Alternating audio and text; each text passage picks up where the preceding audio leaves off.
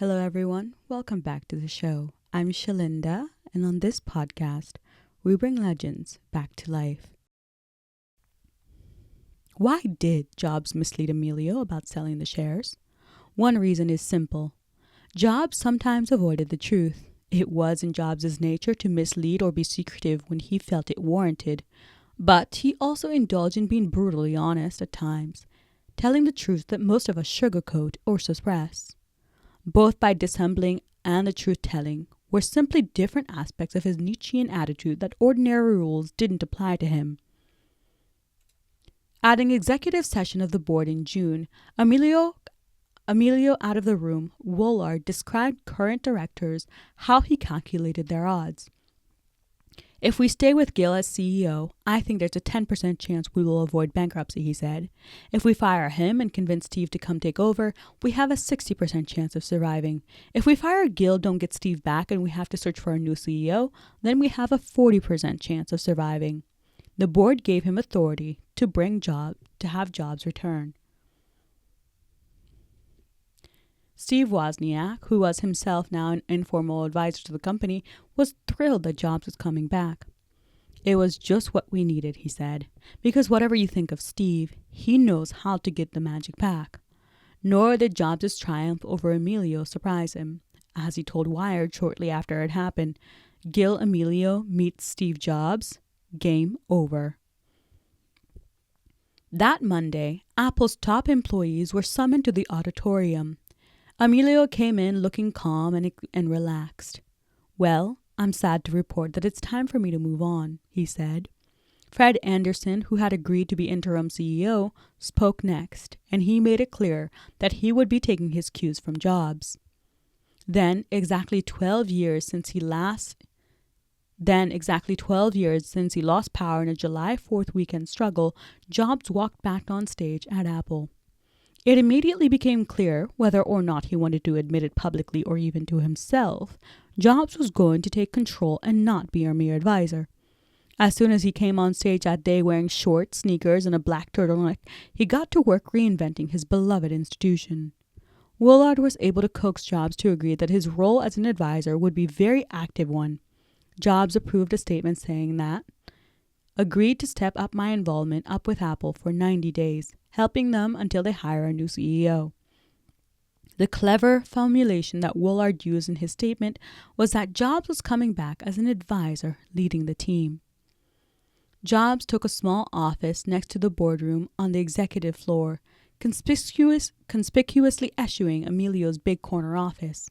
He got involved in all aspects of the business: product design, where to cut, supplier negotiations, and advertising agency review. He believed that he had to stop the hemorrhaging of the top Apple employees, and to do so, he wanted to reprice their stock options. Apple stock had dropped so low that the options had become worthless. Jobs wanted to lower the exercise price so they would be valuable again. At the time, that was legally permissible, but it was not considered good corporate practice. On his first Thursday back at Apple, Jobs called for a telephonic board meeting and outlined the problem. The directors balked. They asked for more time to do a legal and financial study of what the change would mean. It has to be done fast, Jobs told them. We're losing good people. Even his supporter, Ed Woolard, who headed the compensation committee, objected. At DuPont, we never did such a thing, he said. Jobs argued. When the board proposed a study that would take 2 months, Jobs exploded. Are you nuts? He paused for a long moment of silence, then continued, Guys, if you don't want to do this, I'm not coming back on Monday, because I've got thousands of key decisions. I will fail. So if you can't do this, I'm out of here, and you can blame it on me. You can say, Steve wasn't up for the job. The next day, after consulting with the board, Woolard called Jobs back. We're going to approve this, he said, but some of the board members don't like it. We feel like you've put a gun to our head. And a gun he did, because that is Steve Jobs for you. Putting guns to people's heads. I am very curious what you guys think of this one so far regarding Steve Jobs, because it is really not something that we think about. Like, We know that there are a little bit things going on and things like that, but we are not aware how much this man did. He doesn't want to come back full time, and he doesn't want to get involved in all of this, yet he is threatening the board that if they don't do what he wants, that he's going to come back. Like, he's going to leave and he's not going to come back. Like, I'm just an advisor. But if you're not going to listen to me, I'm going to leave, and I'm going to make sure that you do exactly what I want you to do. Typical Steve Jobs. Typical Steve Jobs. I just think it's hilarious. But we're going to continue talking more about all the craziness and get more into why he could act that way. I mean, if Apple could have succeeded, Apple is an amazing company. This is one of the things that really gets me, because I think that Apple was a unique company in the way that it was founded. Yes, computers was the main thing. At the same time, the innovation that Apple was founded upon was something that would need to continue being the core of the company. And I think that's why the company did so poorly when Jobs left, because all the CEOs that came into Apple came from companies that were not really based on innovation.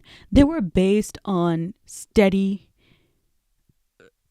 stable products that once you really adjust or once you improve a little aspect of the product, or you make a little minor improvement, then it revitalizes it and it becomes good again, and the market, will just go for it because it's a staple.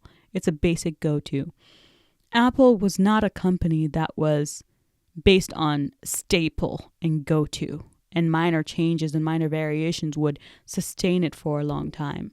The Macintosh is one enduring product, yet later on, how the Macintosh would continue to be reliable and dependable and a key product for Apple is because Steve would implement a new strategy that would revitalize how the iMac was used. And this time we're going to get a little bit more into Jobs and the board and what he thought about the board and the fact that he didn't respect any of the people on the board.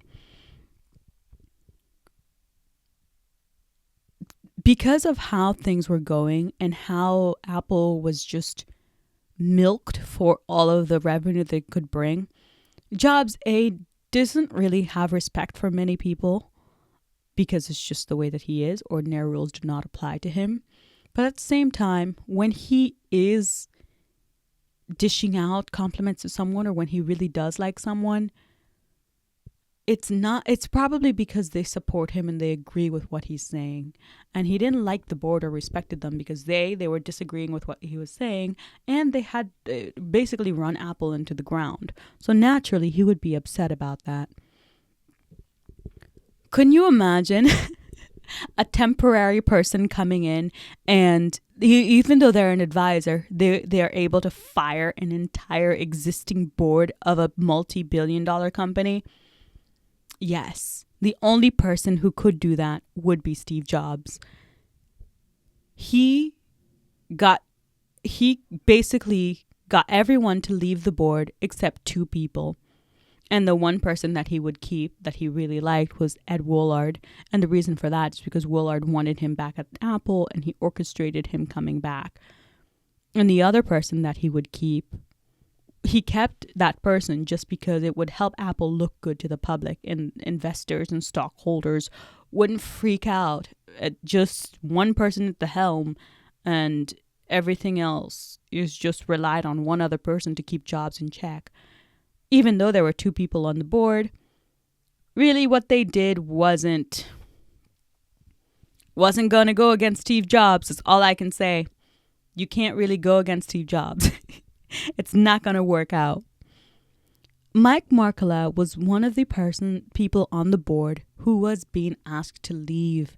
And Mike Markkula began the company, he gave the line of credit, the 250,000 line of credit for Apple to begin, and he became 1/3 owner of the company as well as partner. And even though Steve was out of the company and Wozniak was out of the company, he was the one partner that remained for the longest time. And when Steve got rid of the whole Apple board, he would have to ask Markkula to leave as well. Although in Steve's eyes, Markkula had betrayed him because he had not backed him when Apple basically kicked him out, Steve still was sentimental towards Markkula. Steve had an ability to, he either hated you or he loved you, but sometimes he was sentimental. And in the case of Mike Markkula, he would be sentimental because Mike Markkula had been he was the one person that actually believed in their product when they were fledgling. And also, Wozniak would fall in the category of sentimental people, or being sentimental. Jobs would still be able to have a relationship with Woz and Markkula and some other people that had left. Because from the early days, I mean, how can you stay mad at Woz though? Woz is like the one person that you can't be mad at. But even so, Woz is so forgiving. Even towards the end, we just spoke about it a little bit. Woz was cheering the fact that Jobs was coming back to Apple, even though he had gotten in a whole fight and he left because of Steve. Woz was just a forgiving person. He's a kind, good-natured, good heart kind of man. And in the end, Steve would be kind to Woz and Mike Markkula.